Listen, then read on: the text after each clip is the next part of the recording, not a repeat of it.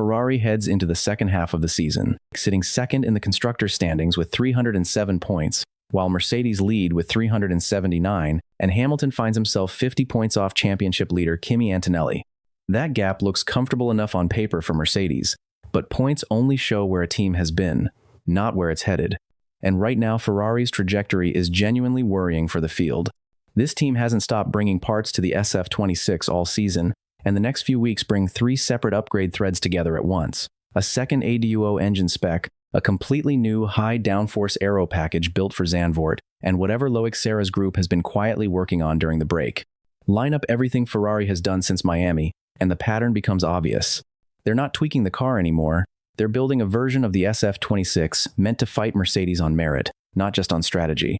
Ferrari's 2026 development chart goes back further than Barcelona. It started before the season even began.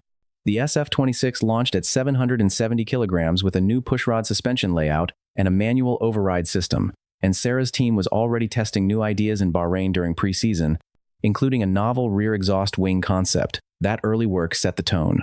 Ferrari came into 2026 planning to iterate constantly rather than lock in one concept and defend it, and that's exactly what's played out, race after race. Miami delivered the first real signal of intent, with Ferrari bringing another unusually large package, reportedly around 11 components in a single weekend. That's not a normal mid-season update.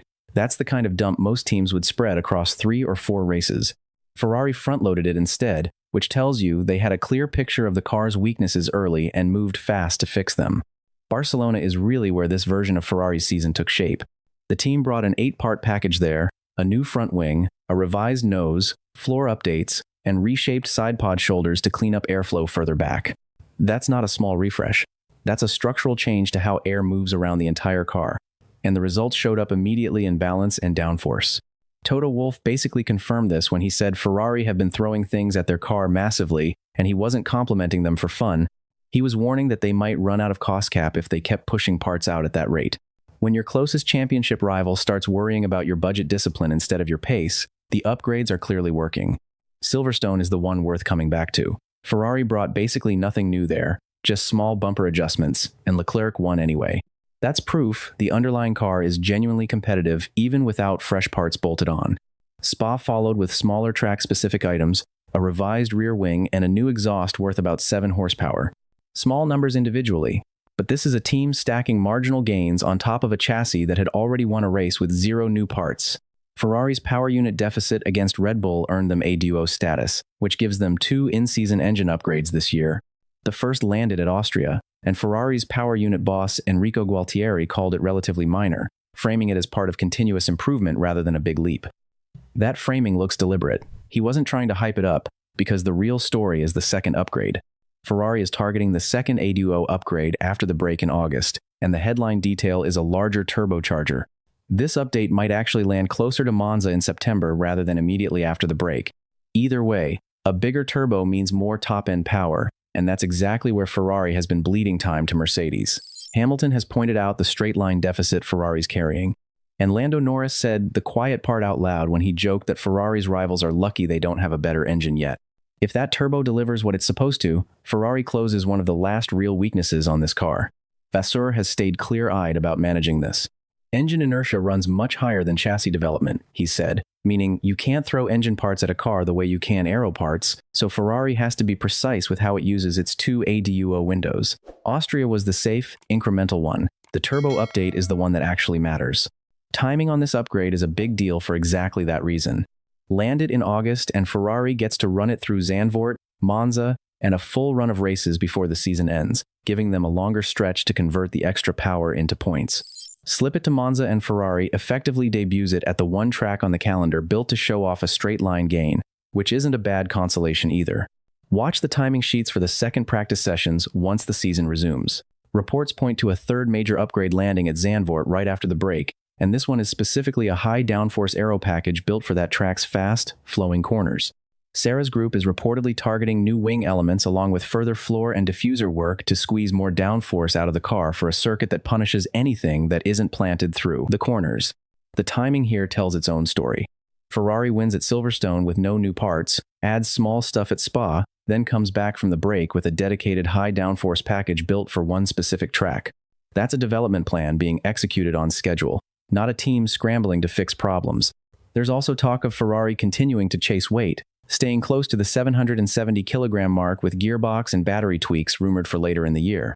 None of these individually grabs headlines, but stacked together across a season, this is how a 40-point gap actually closes. Wolff's cost cap comment is worth sitting with for a second. When the boss of the championship-leading team publicly worries about how much another team is spending on upgrades, that's genuine concern, not a throwaway line.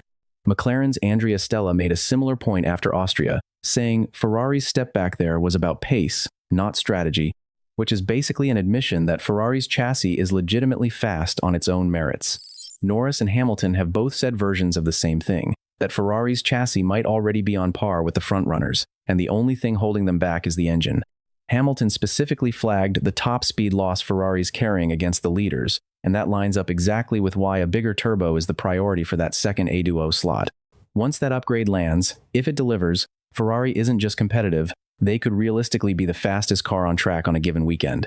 Mercedes probably still has enough of a buffer to manage the rest of the season comfortably, but that buffer gets a lot thinner if Ferrari nails both the engine and the Zandvoort package in the same stretch of races. On the Ferrari side, Gualtieri has stayed consistent about not overselling anything. Calling the Austria step relatively minor while framing it as continuous improvement is exactly the kind of language you'd expect from someone who knows the bigger upgrade is still coming and doesn't want expectations running ahead of the actual gain. Leclerc, for his part, has made clear he wants more pace rather than more strategy calls, which fits a team clearly betting its season on car development over anything else. What makes Ferrari's approach different from a lot of teams is that they're not treating engine and chassis as separate problems solved on separate timelines. Vasseur has been explicit that the team needs gains on both fronts, and the calendar backs that up. The ADUO engine upgrade and the Zandvoort aero package are landing in the same window right after the break, which means Ferrari isn't spacing these out for safety, they're stacking them for maximum impact. That's a real risk. Wolff's cost cap warning is a genuine constraint, and running two major development threads at once eats into whatever budget Ferrari has left for the rest of the season. Land both upgrades clean, though, and Ferrari walks into the final third of the season with a car that's faster in a straight line and better in high-speed corners than anything they've had all year. That's the scenario Mercedes should actually be worried about, not the current points gap. Remember where Ferrari was before this. After missing out on the title in 2024, the team went through a real retool under Serra and Gualtieri, and part of that process meant fixing chronic issues like the bouncing problems that plagued earlier chassis concepts. Vasseur has talked about the team pushing hard to sort that out, and the result shows in how stable this year's car has looked compared to previous seasons. Every team upgrades constantly under the current regulations. That's just the nature of this era of the sport. What sets Ferrari apart is the volume and the consistency. Wolff himself pointed out that Ferrari is the team bringing genuinely big packages almost every race weekend, not just small aero tweaks. In a season where every tenth of a second counts toward the title fight, that kind of relentless, continuous improvement approach is exactly the strategy you'd want if you're chasing rather than defending a championship lead. Zandvoort comes first after the break on August 23, and that's where the high downforce package debuts. Engine upgrade timing is less certain. Some sources say August, and others point more toward Monza in September, so Ferrari might run the new aero package for a race or two before the turbo arrives. If that's how it plays out, watch Zandvoort closely for chassis gains specifically, then keep an eye on Monza for the engine step, since a power circuit like Monza is exactly where a bigger turbo would show up most obviously in the data. Ferrari's season has been defined by volume, upgrade after upgrade, race after race, and it's easy to get numb to that pattern once it's happening constantly. Step back, though, and look at what's actually landing after this break. A genuine engine upgrade aimed at their biggest weakness, and a dedicated aero package aimed at a track that demands exactly what that package delivers.